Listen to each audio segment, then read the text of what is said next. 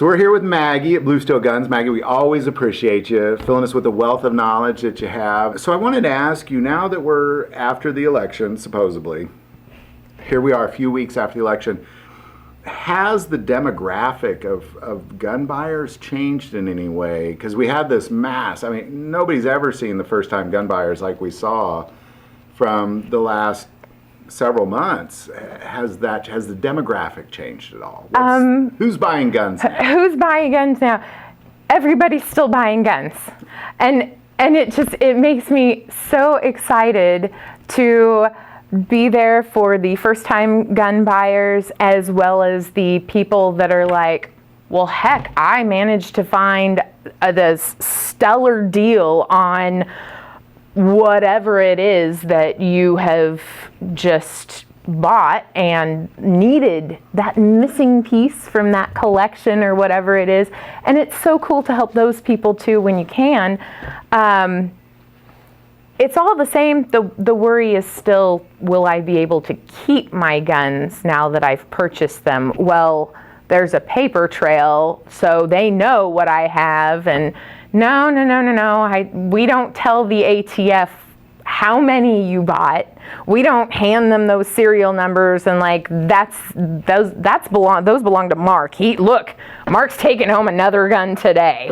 So no, we don't do that. We just tell them, oh, we have one person that we're running a background check on. It's a handgun or a long gun, a rifle or something like that. They don't really care until something happens to that serial number and it is used for something that it should not have been used for in the first place. That's when they start digging into it, and then that's a really, really long process and probably a question for the ATF.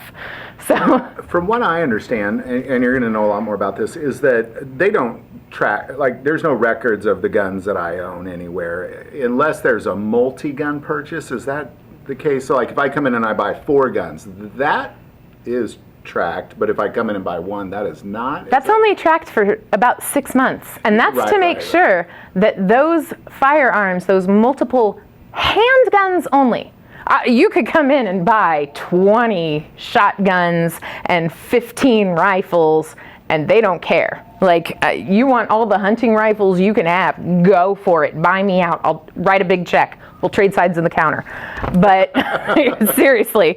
Yeah, no, it's handguns, and they're looking for people that are selling those firearms without a license.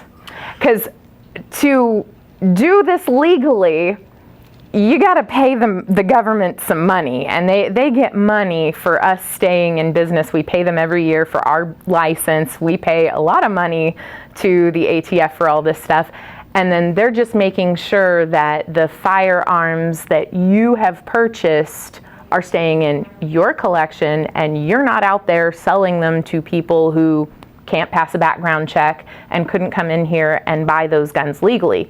If 6 months passes and those serial numbers don't turn up someplace, they shred that. That's gone. And the only record then of the firearms that you have purchased is that Form 4473, that white sheet that you have filled out, and that stays here.